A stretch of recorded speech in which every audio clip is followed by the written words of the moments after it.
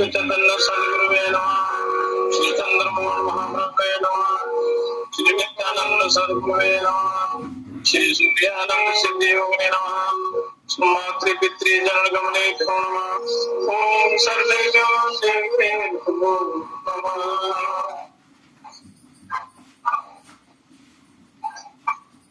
पुण्यात्मन, ये नवरात्रि के दिन चल रहे हैं। प्रथम शैलपुत्री चादित्यम ब्रह्मचारिणी कृत्यं चंद्र घंटेति पुष्मादेति चतुर्थम पंचमं स्कंदमादेति षष्ठं कार्तिनीति का सप्तम कालरात्रि महागौरी तेजाष्टमम नवम सिद्धिदात्री नव दुर्गा प्रत्युत्तरा। तो ये नवरात्रि 9 दिन का पर्व काल होता है। तो इनका प्रकृति और मनुष्य जीवन के साथ बड़ा गहरा संबंध है, क्योंकि ये सृष्टि रजोगुण तमोगुण सतोगुण रजोगुण तमोगुण से चलती है। 3 गुण है। तो पहले 3 दिन जो है ये तमोगुण के होते हैं, दूसरे 3 दिन रजोगुण के होते हैं और आखिरी 3 दिन जो है सतोगुण के होते हैं। तो तीनों गुणों का प्रकृति के साथ बड़ा गहरा संबंध है।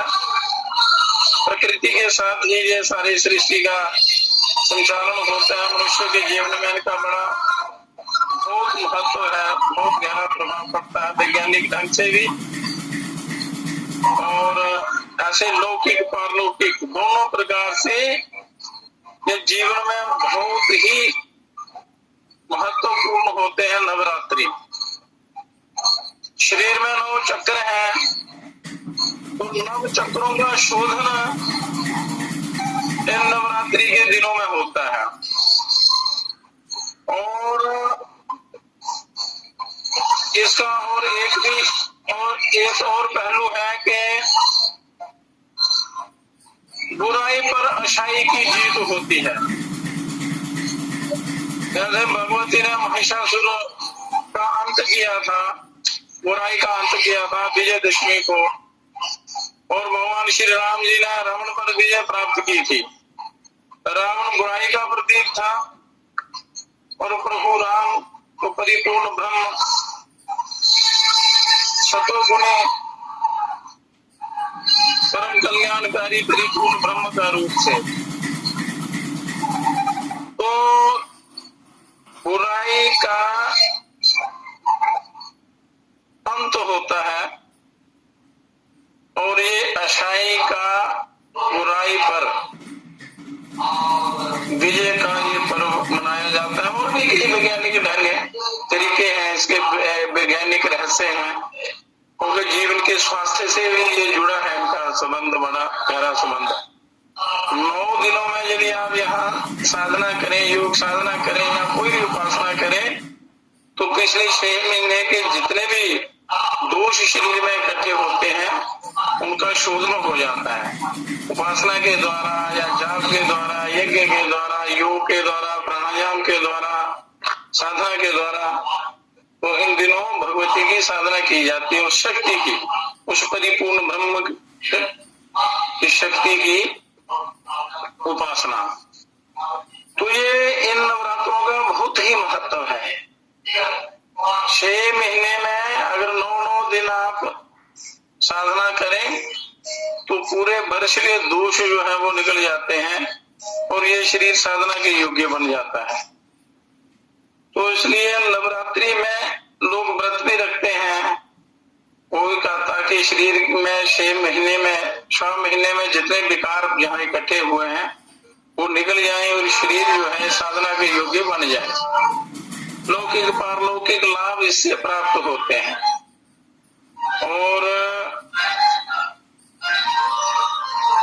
इन दिनों में जो मूलाधार से लेकर सहस्रार बिंद तक साधना करने का बड़ा अच्छा समय होता है और बड़ा जल्दी वो जागृत होते हैं।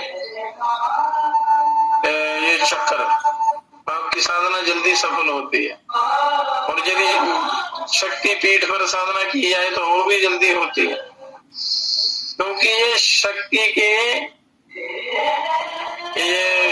का जो प्रभाव है इन दिनों इस पृथ्वी मंडल पर बड़ा ज्यादा होता है, अधिक होता है। तो मनुष्य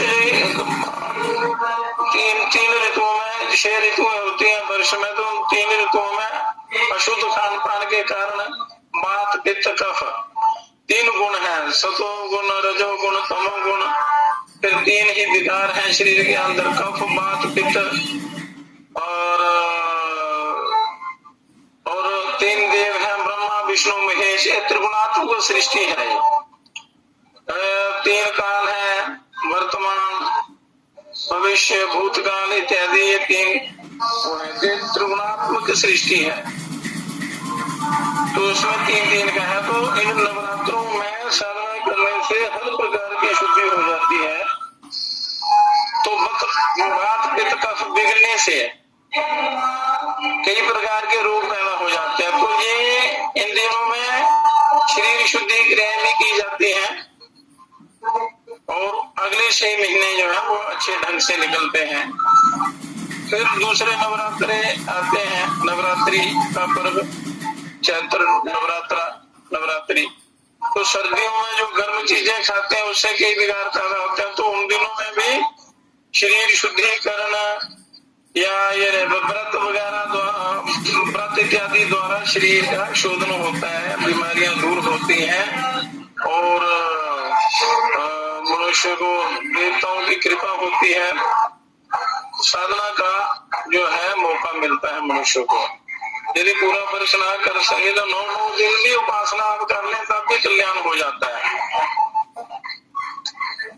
तो इनका शारीरिक आदिदेविक आदिभौतिक आध्यात्मिक तीनों प्रकार का बड़ा महत्व रहता है। तो इन दिनों में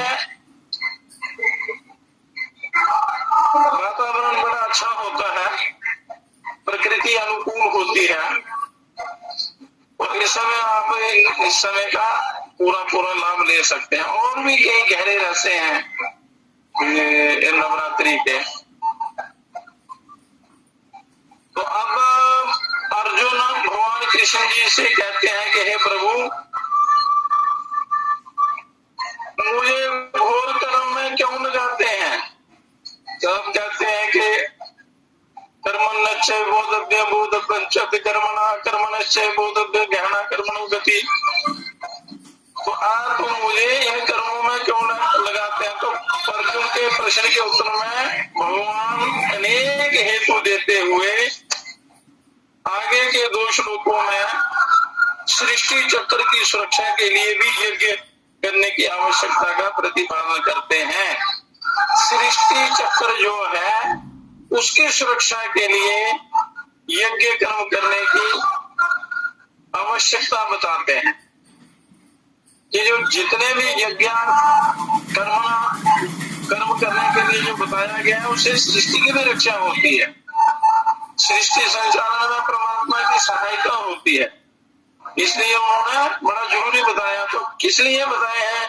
भगवान कहते हैं अन्नाद भवन्ति भूतानि पर्जन्यादन्न संभवा यज्ञाद भक्ति पर अन्नाद भवन्ति भूतानि पर्जन्यादन्न संभवा यज्ञाद भक्ति पर्जन्यो यज्ञ कर्म समुद्भवा कर्म कर्मं ब्रह्मोद्भवं सिद्धे ब्रह्माक्षर समुद्भवं तस्मात् सर्वगतं ब्रह्मं नित्यं प्रतिष्ठित।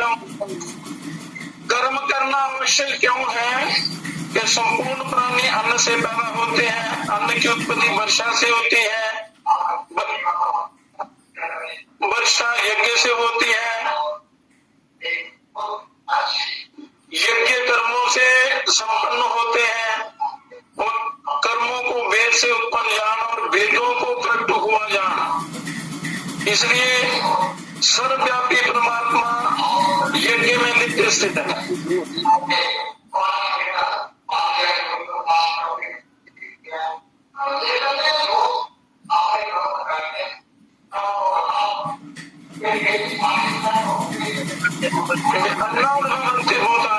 भूतानी, आप इस बात को समझें कि भगवान कहते हैं कि आप जाते हैं, वो कहते हैं कि सृष्टि चक्र की रक्षा करने के लिए आपको यज्ञ करना बड़ा जरूरी है, क्योंकि संपूर्ण प्राणी अन्न से उत्पन्न होते हैं, और अन्न की उत्पत्ति वर्षा से होती है, और वर्षा यज्ञ से होती है, और यज्ञ कर्मों से संपन्न होता है।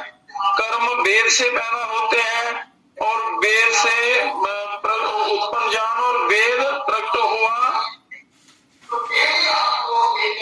वेदों से प्रकट हुआ जान कर्मों को, और वेद को इसलिए सर्वव्यापी परमात्मा यज्ञ में नित्य स्थित रहते हैं, और वेद में परमात्मा रहते हैं। वेद परमात्मा का जो है वर्णन करते हैं वेदों में कि परिपूर्ण ब्रह्म परमात्मा सर्वव्यापक है, और इस कली काल में अन्न में उनका प्रवेश रहता है। अब कहते हैं कि वेद जो होते हैं वो अक्षर ब्रह्म से पैदा होते हैं। अक्षर ब्रह्म कौन? ओम।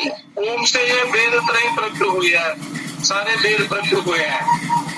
वेद को अक्षर ब्रह्म से प्रकट हुआ जानना चाहिए, इसलिए सर्वव्यापी परमात्मा यज्ञ में स्थित नित्य स्थित है। जो आप यज्ञ करते हैं इसमें परमात्मा सदा स्थित रहते हैं और सदा के लिए रहते हैं, और इस संसार का भला करते हैं, कल्याण करते हैं। इसलिए आपको यज्ञ कर्म करना अति आवश्यक है। प्राणों को धारण करने के लिए अन्न खाया जाता है, अन्नाद भवन्ति भूतानि, क्योंकि इस कलिकाल में प्राण जो है वो अन्न में रहते हैं, और जिस प्राणी का जो खाद्य है, मतलब जो प्राणी जिस वस्तु को ग्रहण करता है, जिसे ग्रहण करने से उसके शरीर की उत्पत्ति, भरण और पुष्टि होती है, और उसे ही यहाँ अन्न नाम से कहा गया है। और जैसे मिट्टी का कीड़ा मिट्टी खाकर जीता है, तो मिट्टी ही उसके लिए अन्न है। और मनुष्य पशु आदि जरा जो जीर से पैदा होते हैं, ये है मनुष्य पशु आदि। उद्भिज होते हैं वृक्ष आदि, और अंडे जो होते हैं जो अंडे से पैदा होता है, जैसे पक्षी, सर्प, चींटी आदि। और स्वेदज है, स्वेदज जो पसीने से पैदा होते हैं, वो है जूं आदि, छोटे छोटे कीड़े मकोड़े जो होते हैं पसीने से पैदा होते हैं। तो ये चारों प्रकार के प्राणी अन्न से ही उत्पन्न होते हैं, और अन्न खाकर ही जीवित रहते हैं, क्योंकि प्राण जो है वो अन्न में है, और उत्पन्न होकर अन्न से ही ये जीवित रहते हैं। पर्जन्याद अन्न संभवा के समस्त खाद्य पदार्थों की उत्पत्ति जल से होती है। जितने भी खाने वाले पदार्थ हैं उनकी जल से उत्पत्ति होती है, और घास फूस अनाज आदि तो जल से ही होते हैं। मिट्टी उत्पन्न होने में भी जल ही कारण है, मिट्टी भी जल से ही पैदा होती है। इसका बहुत बड़ा एक वैज्ञानिक रहस्य है। अन्न, जल, वस्त्र, मकान आदि शरीर की सभी सामग्री स्थूल या सूक्ष्म रूप से जल से संबंध रखती है, पानी से। और जल का आधार वर्षा है। यज्ञात भक्ति पर्याय, वर्षा कैसे होती है? यज्ञ शब्द मुख्य रूप से आहुति देने की क्रिया का वाचक है, परंतु गीता के सिद्धांत और कर्मयोग के प्रकरण के अनुसार यहाँ यज्ञ शब्द संपूर्ण कर्तव्य कर्मों का उपलक्ष्य है, कि संपूर्ण कर्तव्य कर्म जो किए जाते हैं वो यज्ञ ही कहलाते हैं। गीता में इसका अच्छी तरह वर्णन है। तो यज्ञ में त्याग ही मुख्य होता है, त्याग की मुख्यता होती है। आहुति देने में अन्य घी आदि चीजों का त्याग है, दान करने में वस्तु का त्याग है, तप करने में अपने सुख भोग का त्याग है, मतलब जो विषय भोगों का सुख है उसका त्याग है। कर्तव्य कर्म करने में अपने स्वार्थ आराम आदि का त्याग है। यावत कर्तव्य कर्म का पालन करेंगे तो उसमें अपने जो शारीरिक सुख है उनका त्याग है। यज्ञ शब्द हवन दान तप आदि संपूर्ण शास्त्र विहित क्रियाओं का उपलक्षक है। तो बृहदारण्यक में एक कथा आती है कि प्रजापति ने देवता मनुष्य और असुर इन तीनों को रचकर उन्हें दा इस अक्षर का उपदेश दिया। देवताओं के पास भोग सामग्री की अधिकता होने के कारण उन्हें दा का अर्थ दमन करो समझा देवताओं ने। तो मनुष्यों में संग्रह की प्रवृत्ति अधिक होने के कारण उन्होंने दा का अर्थ दान करो समझा। असुरों में हिंसा का भाव ज्यादा होने के कारण उन्होंने दा का अर्थ दया करो समझा। इस प्रकार देवता मनुष्य और असुर तीनों को दिए गए उपदेश का तात्पर्य दूसरों का हित करने में ही है। मतलब हर व्यक्ति को अपने अपने ढंग से दूसरों की सेवा करनी है, परोपकार करना है। वर्षा के समय मेघ जो दादा दा की गर्जना करता है, बादल जब गरजते हैं, वे आज भी ब्रह्मा जी के उपदेश का पालन करते हैं। दमन करो, दान करो, दया करो, इसके रूप से कर्तव्य कर्मों की याद दिलाता है। तो अपने कर्तव्य करने से वर्षा कैसे होगी? तो वचन ये है, इस वचन की अपेक्षा अपने आचरण का असर दूसरों पर स्वाभाविक अधिक बढ़ता है। कहते हैं कि जद्यता चरित श्रेष्ठ सत देवे तरो जना, मतलब बोलने से करके अगर आप करेंगे, कर्म करेंगे तो उसका दूसरों पर ज्यादा प्रभाव पड़ता है। कि जैसे जैसे बड़े बड़े लोग महापुरुष चलते हैं उसके अनुसार दूसरे लोग आचरण करते हैं। तो मनुष्य अपने अपने कर्तव्य कर्म का पालन करेंगे तो उसका असर देवताओं पर भी पड़ेगा, जिससे वह अपने कर्तव्य का पालन करेंगे, वर्षा करेंगे। और इसी विषय में एक कहानी है, बड़ी रोचक कहानी है कर्तव्य कर्म का पालन करने। 4 किसान बालक थे।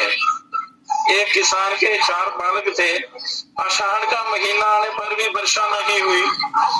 दोनों ने विचार किया कि हल चलाने का समय आ गया है, वर्षा आए ना आए, हम तो समय पर अपने कर्तव्य का पालन कर दें। ऐसा सोचकर उन्होंने खेत में जाकर हल चलाना शुरू कर दिया। मोरों ने उनको हल चलाते देखा तो सोचा कि बात क्या है, वर्षा तो अभी हुई नहीं, फिर ये हल क्यों चला रहे हैं। जब उनको पता लगा कि ये अपने कर्तव्य का पालन कर रहे हैं, तब उन्होंने विचार किया कि हम अपने कर्तव्य का पालन करने में पीछे क्यों रहे। ऐसा सोचकर मोर भी बोलने लगा। मोर भी सारे बोलने लगे। मोरों की आवाज सुनकर मेघों ने विचार किया कि आज हमारी गर्जना सुने बिना ये कैसे मोर बोल रहे हैं। तो सारी बात पता लगने पर उन्होंने सोचा कि हम भी अपने कर्तव्य का पालन करें, हम क्यों कर्तव्य से पीछे आते हैं। तो उन्होंने भी गर्जना शुरू कर दी। मेघों की गर्जना सुनकर इंद्र ने सोचा कि बात क्या है। जब उसको मालूम हुआ कि वे अपने कर्तव्य का पालन कर रहे हैं, तब उस इंद्र भगवान ने सोचा कि अपने कर्तव्य का पालन करने में मैं पीछे क्यों रहूं। ऐसा सोचकर इंद्र ने भी मेघों को वर्षा करने की आज्ञा दे दी। इसलिए कर्म करने से लोक परलोक के दोनों जो है इच्छाएं पूरी होती हैं, कर्म कर्तव्य पूरा होता है और असंभव भी संभव हो जाता है। तो अपने अपने कर्तव्य का पालन करने से परम कल्याण हो जाता है। इसलिए मनुष्य को हर यत्न पूर्वक कर्तव्य कर्म का पालन करना चाहिए। तो निष्काम भाव पूर्वक किए गए जाने वाले लौकिक और शास्त्रीय सभी विहित कर्मों का नाम यज्ञ है। जो निष्काम भाव से आप कर्म करते हैं, लौकिक और शास्त्रीय जितने भी कर्तव्य कर्म करते हैं उनका नाम यज्ञ है। तो ब्रह्मचारी के लिए अग्निहोत्र करना यज्ञ है, ऐसे ही स्त्रियों के लिए रसोई बनाना यज्ञ है। आयुर्वेद का ज्ञाता केवल लोगों के हित के लिए वैद्य कर्म करे तो उसके लिए वही यज्ञ है। और इसी तरह विद्यार्थी अपने अध्ययन को और व्यापारी अपने व्यापार को सही ढंग से दूसरों के भले के लिए करे तो वो भी यज्ञ है। और जो लोग अपनी नौकरी करते हैं और जो पदाधिकारी हैं जिनको किसी विभाग में नौकरी करने का मौका मिलता है, सेवा करने का, तो वो यदि ईमानदारी से करता है तो वो भी एक बहुत बड़ा भारी यज्ञ है। तो वो सब कर्म यज्ञ कहलाते हैं, दूसरों की भलाई के लिए करने वाले। तो इस प्रकार वर्ण आश्रम देश काल की मर्यादा रखकर निष्काम भाव से किए गए सभी शास्त्रानुसार शास्त्र विहित कर्तव्य कर्म यज्ञ रूप होते हैं। यज्ञ किसी प्रकार का हो क्रियाजन्य होता है, बिना क्रिया के यज्ञ नहीं होता। तो इसलिए हर व्यक्ति जो उसकी ड्यूटी है उसका निष्काम भाव से अपनी ईमानदारी से वो कर्तव्य कर्म का पालन करता है तो समझो वो यज्ञ है। संख्या भिलावा इत्यादि ये विष होते हैं। इन विषों को भी वैद्य लोग जब शुद्ध करके औषध रूप में देते हैं तब वे विष भी अमृत की तरह काम करता है, बड़े बड़े रोगों को दूर कर देता है। अगर ऐसे कच्चा खा जाएंगे तो मनुष्य मर जाएगा, पर जब वैद्य लोग उसका शुद्धिकरण करके उसको योग्य बना के दूसरों को खिलाते हैं वो आरोग्य हो जाता है। इसी प्रकार कामना, ममता, शक्ति, पक्षपात, विषमता, स्वार्थ, अभिमान आदि ये सब कर्मों में विष के समान है। और कर्मों के इस विषादे भाग को निकाल देने पर वह कर्म अमृतमय होकर जन्म मरण रूप महान रोग को दूर करने वाले बन जाते हैं। ऐसे अमृतमय कर्म ही यज्ञ कहलाते हैं। ऐसे ही ये मनुष्य को ये कर्तव्य कर्म करने चाहिए। वेद कर्तव्य कर्मों को करने की विधि बताते हैं। वेदों में कर्मों को करने की विधि बताई गई है। मनुष्य को कर्तव्य कर्म करने की विधि का ज्ञान वेद से होने के कारण ही कर्मों को वेद से उत्पन्न कहा गया है, क्योंकि वेदों में कर्मों की विधि बताई है। तो भगवान कहते हैं कि हे अर्जुन, तो इसको कर्मों को वेदों से उत्पन्न जान। वेद कहते हैं ऋग्वेद, यजुर्वेद, सामवेद और अथर्ववेद, और इनके साथ साथ स्मृति, पुराण, इतिहास, रामायण, महाभारत और अलग अलग संप्रदाय के आचार्यों के अनुभव, वचन आदि समस्त वेदानुकूल शास्त्रों को ग्रहण कर लेना चाहिए। वेदानुकूल जो है उनको ग्रहण कर लो। ब्रह्म अक्षर शब्द भव, ब्रह्म पद वेद का वाचक है और वेद सच्चिदानंद घन परमात्मा से ही प्रकट हुए हैं, ये गीता में बताया है। इस प्रकार परमात्मा सबके मूल हुए। परमात्मा से वेद प्रकट होते हैं और वेद कर्तव्य पालन की विधि बताते हैं। मनुष्य उस कर्तव्य का विधि पूर्वक पालन करते हैं। कर्तव्य कर्मों के पालन से यज्ञ होता है और यज्ञ से वर्षा होती है, वर्षा से अन्न होता है, अन्न से प्राणी होते हैं और उन्हीं प्राणियों से मनुष्य कर्तव्य कर्मों के पालन से यज्ञ करते हैं। इस तरह ये सृष्टि का चक्कर चल रहा है। इसलिए भी आपको कर्तव्य कर्मों का पालन करना अति आवश्यक है। अब यहाँ शंका पैदा होती है कि परमात्मा जब सर्वव्यापी है तब उन्हें केवल यज्ञ में नित्य प्रतिष्ठित क्यों कहा गया? वो सब जगह है, फिर यज्ञ में क्यों कहा गया? क्या वह दूसरी जगह नित्य प्रतिष्ठित नहीं है? तो समाधान यह है कि परमात्मा तो सभी जगह समान रूप से विद्यमान है। और वे अनित्य और एक देशीय नहीं है, इसलिए उन्हें यहाँ सर्वगत कहा गया है। यज्ञ में नित्य प्रतिष्ठित कहने का तात्पर्य यह है कि यज्ञ उनका उपलब्धि स्थान है।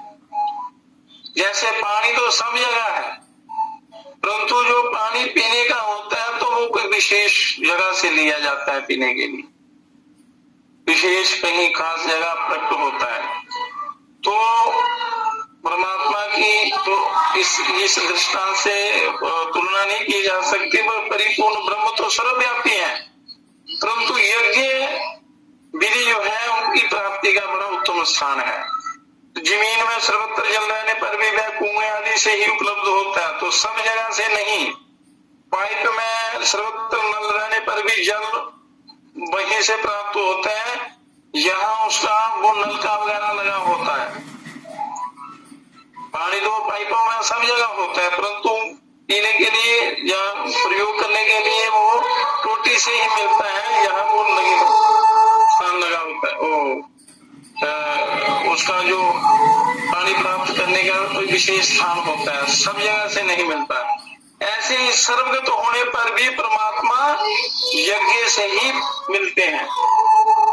अपने लिए कर्म करने से, शरीर आदि के साथ अपना संबंध मानने से सर्वव्यापी परमात्मा की प्राप्ति में आड़ आ सकती है, विघ्न आ सकता है, बाधा आ सकती है।